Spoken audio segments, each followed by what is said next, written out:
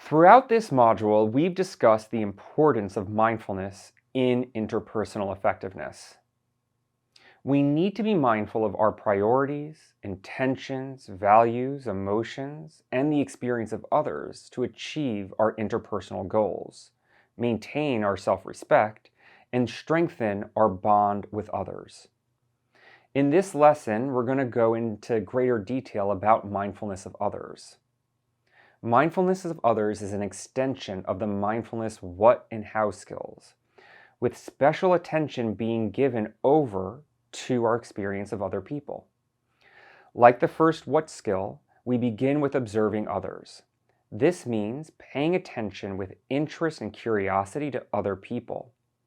When we approach others with open curiosity, we increase our own flexibility and willingness to be open to change and new learning. And by paying attention, we let go of over-focusing on ourselves and maintain our attention on the other person. This ain't easy.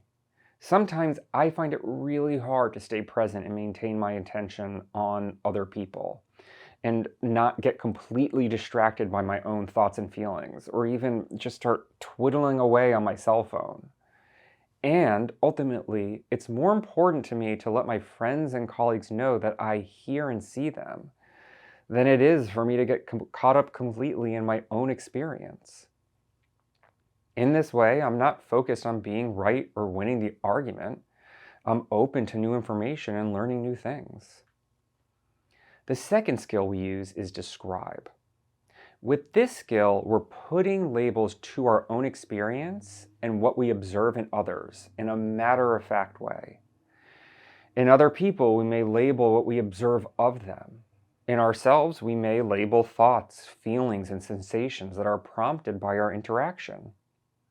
The emphasis here is to put judgments aside, set aside good or bad, and focus just on the facts. While interpretations of other people's behaviors can be helpful, we need to treat these assumptions as hypotheses to be tested, not as facts. When we practice describe, we are reminding ourselves that there is a clear difference between what is true and factual and what we interpret and assume. Along these lines, we want to give others the benefit of the doubt. By withholding judgment, we're maintaining our stance of curiosity. This is big and it demands effort. Actively be open to the possibility that your thoughts about another person's intentions could be wrong.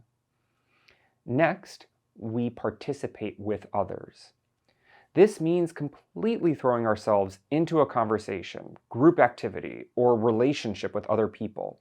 It means getting off the sidelines and being a spectator and getting into the game. Notice any urges to step away.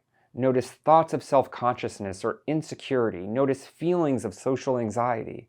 And then bring your attention and participation back to your experience with others and go with the flow, rather than trying to control the flow.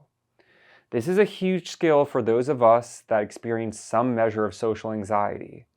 The best way to diminish social anxiety is to act opposite to the urge to hide and then fully participate. And as always, the mindfulness house skills of non-judgment, effectiveness, and one mindfully apply here. Refrain from judging yourself and others. Do what is effective to reach your interpersonal goals. And be one mindful in your engagement of other people. As a therapist, I have learned the real power that is letting another person know that they are seen, that I am willing to sit with them in the mud and dirt of suffering and be mindful and attend to what they're experiencing. And this is what human connection is made of.